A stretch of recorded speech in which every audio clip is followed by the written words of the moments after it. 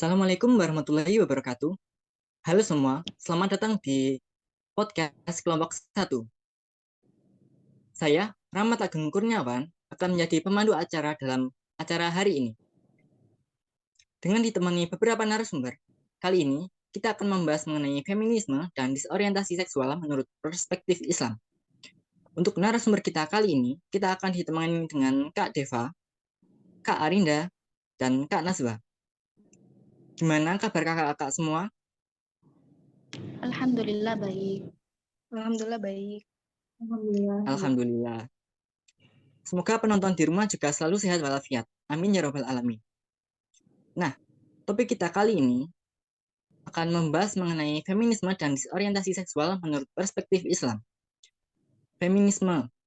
Pasti beberapa dari kalian masih asing ya sama istilah ini. Sebenarnya apa sih Kak feminisme ini? Menurut bahasa, kata feminisme ini berasal dari bahasa Latin yaitu femina yang berarti perempuan. Sedangkan dalam kamus bahasa Inggris, Webster Dictionary, kata feminisme ini diartikan sebagai sebuah doktrin atau gerakan yang menganjurkan bersamaan hak antara laki-laki dan perempuan di bidang sosial, politik, dan juga ekonomi. Oh, jadi begitu. Oh iya, dulu kan pernah ada itu kasus di mana ada pembawa acara wanita yang terkena diskriminasi sampai harus membawa acara di ruang yang berbeda dari para penontonnya. Kabarnya sampai diancam juga sama politisi. Nah, menurut pendapat kakak-kakak, gimana ini mengenai kasus ini? Mungkin bisa dimulai dari Kak Naswa. Menurut saya, feminisme itu kan rangkaian gerakan sosial, politik, dan ideologi ya, yang bisa jadi tujuannya untuk mendefinisikan dan mencapai kesetaraan gender di lingkungan sosial. Feminisme itu menggabungkan posisi bahwa masyarakat lebih memprioritaskan laki-laki dibanding perempuan yang secara tidak adil di dalam masyarakat ini.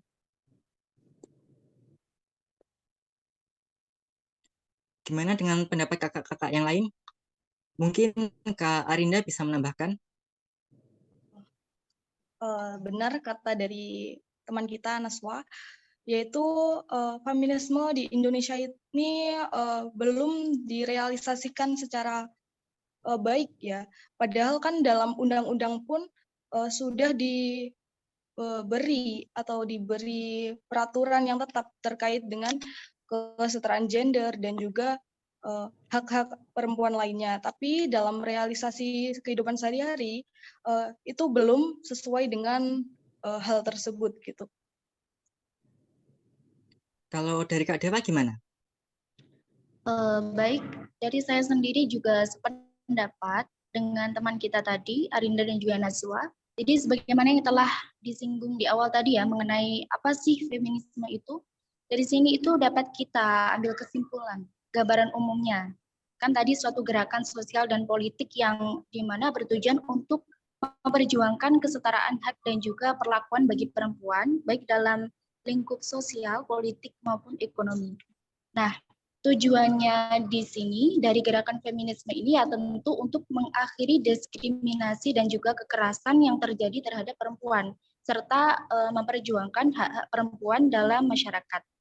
Seperti kasus tadi, itu menurut saya juga perlu suatu gebrakan baru untuk tetap mengupayakan bagaimana sih meningkatkan kesetaraan gender dan juga mengakhiri diskriminasi gender itu sendiri. Meskipun sudah banyak langkah-langkah atau upaya yang mungkin dilakukan, tapi meskipun sejauh ini saya anggap walaupun ada kemajuan dalam memperjuangkan hak-hak perempuan dan mempromosikan kesetaraan gender, namun masih terdapat banyak tantangan yang kita temui yang tentu harus diatasi. Begitu. Kalau menurut Islam sendiri itu bagaimana sih feminisme ini?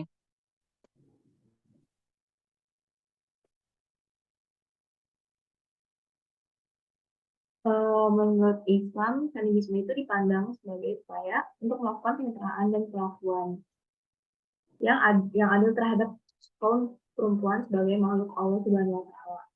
Sebagian ulama sebagian ulama Muslim berpendapat bahwa feminisme itu tidak menjadi masalah bagi Islam. Soalnya, prinsip yang diperjuangkan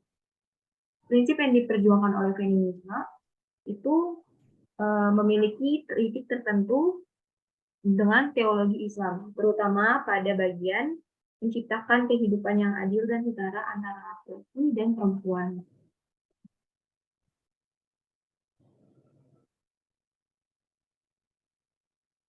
Oh, begitu. Nah, sekarang kita akan beralih ke bahasan kita selanjutnya, yaitu tentang disorientasi seksual atau biasa disebut dengan LGBT. Nah, teman-teman mungkin masih ada yang bingung kan, apa itu LGBT atau disorientasi seksual? Nah, apa sih itu, Kak? Disorientasi seksual atau LGBT itu? Baik.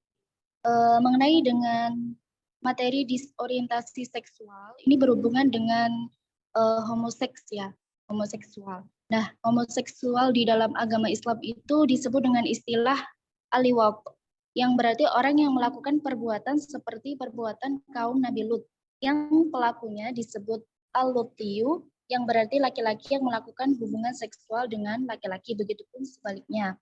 Perempuan yang melakukan hubungan dengan perempuan itu dinamakan istilah lesbian, atau di dalam Islam itu disebut dengan asihab.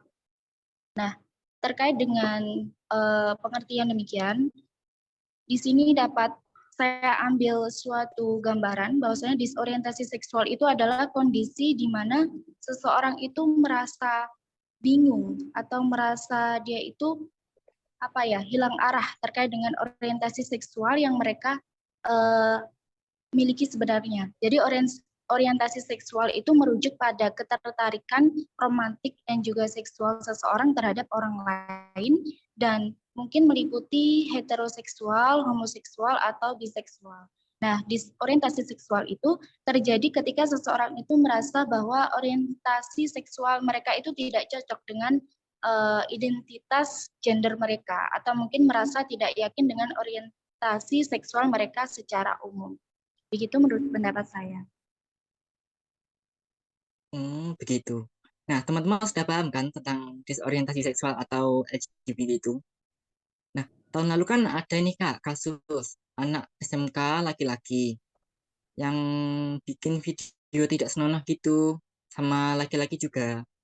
Nah, videonya itu kan terus viral. Katanya mereka terus ditangkap sama aparat kepolisian akibat video itu. Nah, menurut Kak ini, gimana tanggapan kakak-kakak mengenai? Mungkin dari Kak Arinda dulu.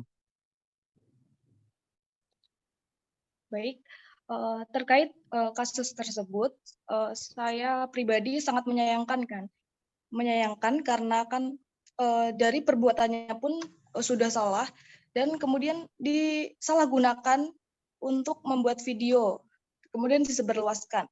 Hal tersebut jadi tambah salah kaprah gitu. Kemudian terkait dengan alasan masalah ekonomi, mungkin itu juga menjadi dorongan untuk melakukan hal-hal yang tidak sesuai dengan yang seumumnya gitu.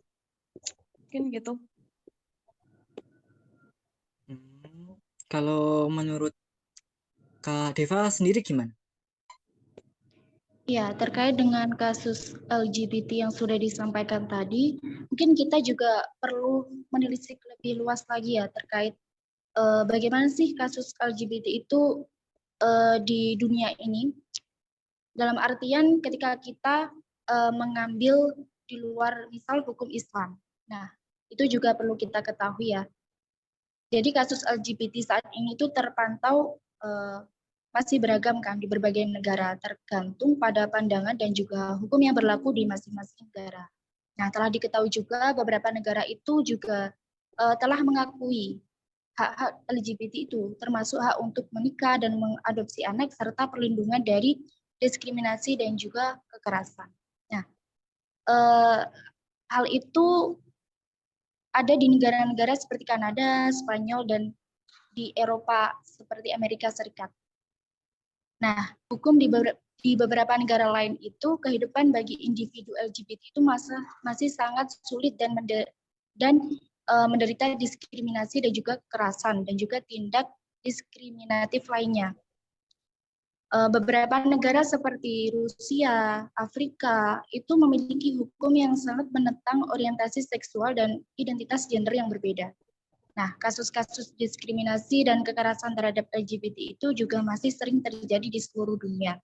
Ini jika kita melihat dari sudut pandang gimana sih kasus LGBT itu, apa sih dampaknya kepada para pelakunya. Jadi begitu, para pelaku LGBT itu cenderung dia itu didiskriminasi, dia itu mendapatkan kekerasan dan juga tindak seperti diskriminatif lainnya. Itu kalau jika ditinjau dari perspektif di luar Islam ya. Kalau di dalam Islam sendiri, kita kan juga tahu ya bahwa ada beberapa mungkin dampak-dampak buruk yang dapat ditimbulkan dari perilaku LGBT tersebut. Nah, di dalam Islam sendiri kita tahu bahwa perbuatan homoseksual atau LGBT itu merupakan perbuatan yang tidak baik dan bertentangan dengan ajaran Islam. Sebagai akibatnya mereka itu menganggap perilaku LGBT itu suatu yang salah dan dosa yang harus dihindari. Menurut kelompok Islam ya, itu begitu. Nah, namun dari sini penting untuk kita ingat bersama bahwa agama Islam itu mengajarkan bagaimana berperilaku yang baik. Jadi sebagai manusia kita harus bertanggung jawab untuk hidup dalam kerangka ajaran agama yang telah diberikan dan juga menjalani kehidupan dengan kebaikan dan juga keadilan. Jadi penting diingat bahwa setiap individu itu harus dihormati dan juga diakui hak-hak mereka sebagai manusia tanpa memandang identitas mereka. Jadi seharusnya tidak ada diskriminasi dan juga kekerasan tadi terhadap orang-orang LGBT, siapapun itu. Itu terlepas jikalau kita menghormati yang tadi ya, di mana banyak negara itu di luar sana itu juga istilahnya menghalalkan atau memperbolehkan LGBT. Begitu. Kalau dari ajaran Islam sendiri kan tidak boleh begitu. Itu menurut pendapat saya. Baik, yang terakhir nih pendapat dari Kak Naswa, gimana Kak menurut pendapat Kakak? Menurutku sama sih, ya karena kita kan notabene umat Islam. Jadi itu negara Indonesia notabene umat Islam yang masih banyak orang yang belum terbuka soal LGBT atau tidak mendukung adanya LGBT tersebut karena emang tidak sesuai dengan nilai-nilai agama yang diajarkan di Islam.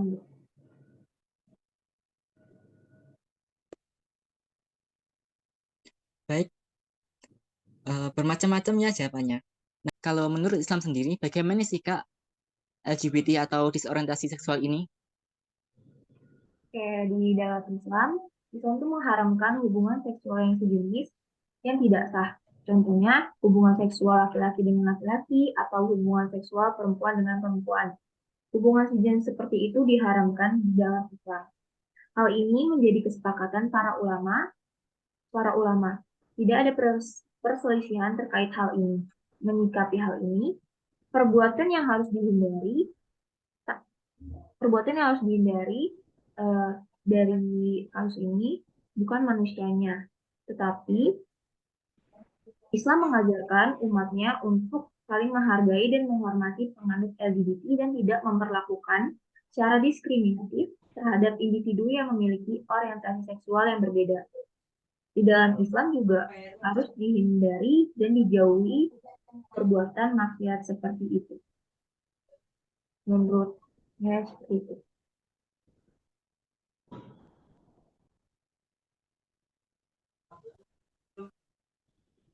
Jadi begitu ya, kalau alasannya sendiri untuk LGBT ini diharamkan oleh Islam apa ya Kak? eh, alasan LGBT ini dilarang oleh Islam sendiri itu kan perbuatan LGBT ini sudah eh, mem- menyalahi kodrat dari diri gitu. Kayak seumpama kan seharusnya perempuan dengan laki-laki itu sesuai dengan firman Allah yang berbunyi bahwa sesungguhnya semua manusia itu diciptakan secara berpasang-pasangan. Jadi perbuatan LGBT ini merupakan dosa besar yang dilaknat oleh Allah Subhanahu wa taala. Begitu. Jadi begitu ya, Kak. Tadi kan sempat dibahas nih tentang dampak yang ditimbulkan dari disorientasi seksual atau LGBT ini. Sebenarnya dampak apa aja sih Kak, yang ditimbulkan dari disorientasi seksual atau LGBT ini?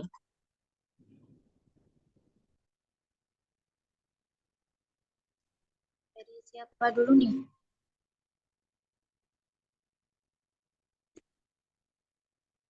Oh, saya ya. Maaf. Oke, Ya, kalau menurut saya, jadi apa sih dampak buruk yang ditimbulkan dari perilaku LGBT? Nah, kalau dari saya, dampak buruk dari perilaku LGBT itu lebih cenderung bisa dirasakan terhadap internal diri sendiri. Jadi internal dari pelaku itu sendiri, pelaku LGBT.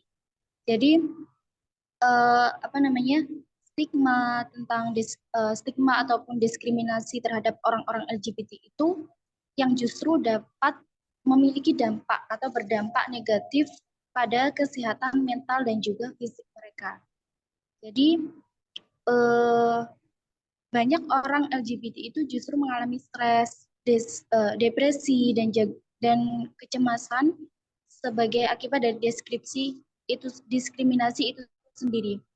Jadi eh, kalau menurut saya itu perilaku apa namanya, hal yang paling justru bisa merusak kesehatan mental itu berawal dari respon masyarakat terhadap perilaku pelaku LGBT itu sendiri. Jadi sebenarnya kalau apa namanya, ditinjau dari dampak buruk terhadap masyarakat apa sih? Ya sebenarnya kalau kita telisik itu ya sebenarnya tidak begitu berdampak pada masyarakat, tapi dampaknya itu terhadap internal individu itu sendiri karena tadi adanya stigma dan diskriminasi yang buruk terhadap pelaku LGBT. Menurut saya.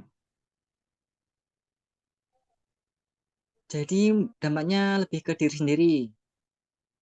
Baik, kalau penyebab seseorang itu bisa menjadi LGBT atau mengalami disorientasi seksual itu gimana ya, Kak? Mungkin penyebab dari seorang itu LGBT yaitu diantaranya dari faktor lingkungan juga ya, yaitu salah satunya lingkungan keluarga. Nah, dalam lingkungan keluarga ini mungkin eh, kurangnya peran seorang ayah sehingga dalam pembentukan karakter seorang anak ini mungkin eh, cenderung mengikuti mungkin jika lingkup keluarganya itu semua perempuan itu mungkin akan membentuk jiwa yang feminim gitu, lebih feminim. Kemudian uh, dari penggunaan teknologi yang kurang tepat. Nah, kan di luar negeri itu LGBT itu sudah uh, mungkin dibebaskan gitu. Kemudian kan kita juga bisa mendapat informasi mungkin terkait hal-hal seperti itu. Kemudian jika seorang tersebut tidak bisa ketika menerima informasi itu tidak bisa menyaringnya, kemungkinan besar seorang tersebut akan mengikuti atau uh, uh, penasaran gitu untuk melakukan hal tersebut. Kemudian juga dapat terjadi karena hal-hal traumatis di masa lalunya. Contohnya ketika uh, dalam keluarga tersebut broken home gitu, itu akan membentuk karakter anak bahwa kalau dengan dengan lawan jenis tuh kurang diperhatiin, kurang mengerti gitu. Jadi coba-coba untuk dengan sesama jenis, mungkin kalau sesama jenis tuh bisa lebih mengerti gitu. Jadi dari mulai coba-coba terusan gitu sih. Wah, ternyata banyak juga yang dapat menyebabkan seseorang menjadi mengalami disorientasi seksual. Lalu, solusi yang dapat ditawarkan untuk mengatasi masalah LGBT ini sendiri apa aja ya, Kak? Oke, jadi karena dampak LGBT ini sangat mengerikan dan membahayakan, ada beberapa upaya untuk mencegah timbulnya LGBT. Yang pertama dan yang terpenting adalah dengan cara memperkuat ajaran iman dan ajaran agama yang ada di dalam diri kita. Yang kedua, kita perlu menjaga pergaulan. Yang ketiga, perlu diadakannya kajian atau seminar mengenai bahayanya LGBT di sekolah-sekolah atau di masyarakat. Bisa juga nih dengan rehabilitasi. Menurut tokoh Nahdlatul Ulama atau NU, itu juga pendekatan yang benar untuk menyelesaikan masalah LGBT di negara ini. Terus, melalui rehabilitasi, seseorang bisa kembali menjadi normal secara seksual. Dengan hal-hal tersebut, diharapkan LGBT dapat dicegah dan penyebarannya tidak semakin luas.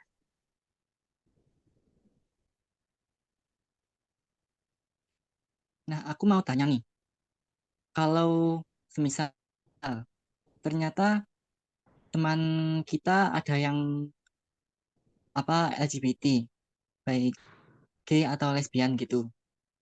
Nah, gimana nih tindakan atau apa yang akan Kak lakukan jika ada yang seperti itu? Kita mungkin bisa mulai dari pendapatnya Kak Deva ya. Oke, baik.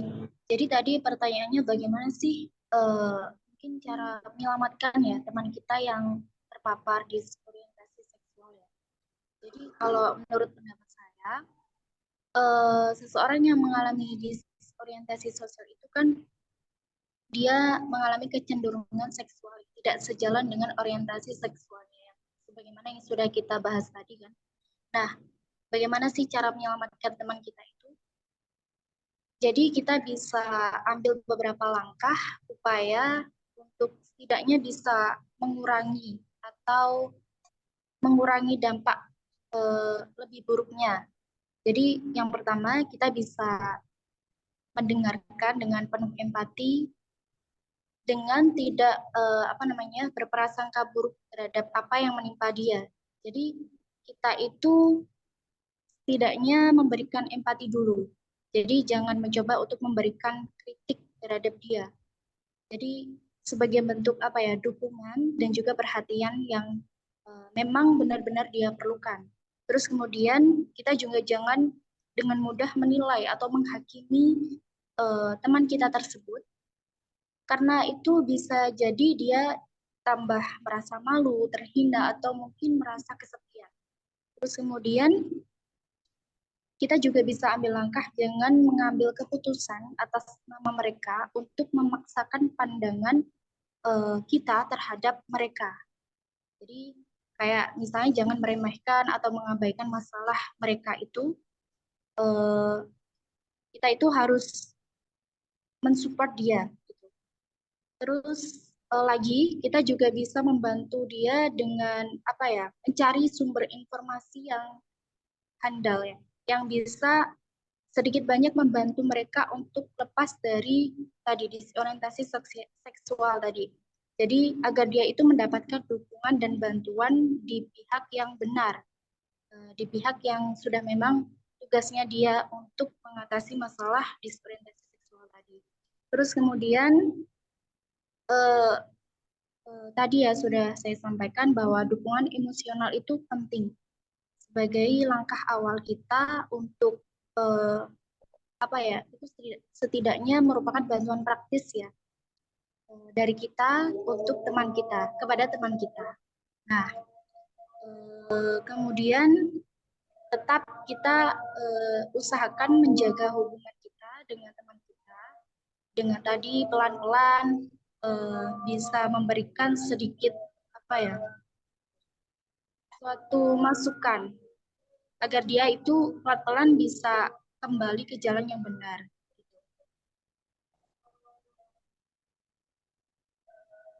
Begitu mungkin dari saya. Baik, bagaimana dengan pendapat mungkin dari Kak Naswa bisa memberikan pendapatnya? Betul, iya.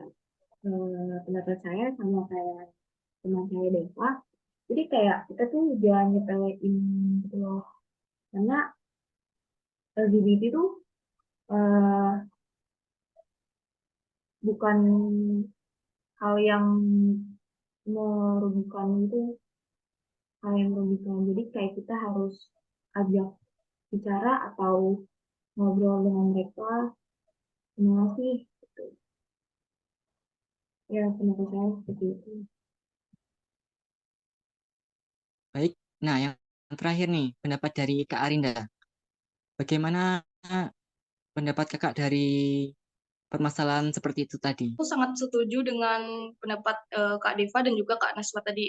Jadi kita kan nggak tahu sih permasalahan dari si seseorang tersebut. Jadi kita tidak boleh menghakimi dan juga kita bisa membantu dalam agar orang tersebut itu keluar dari lingkaran LGBT tersebut dengan secara perlahan-lahan gitu. Mungkin itu aja sih. Baik, jadi lebih ke membantunya secara pelan-pelan ya, dan tidak secara memaksa. Nah, kita udah di akhir dari acara ini nih.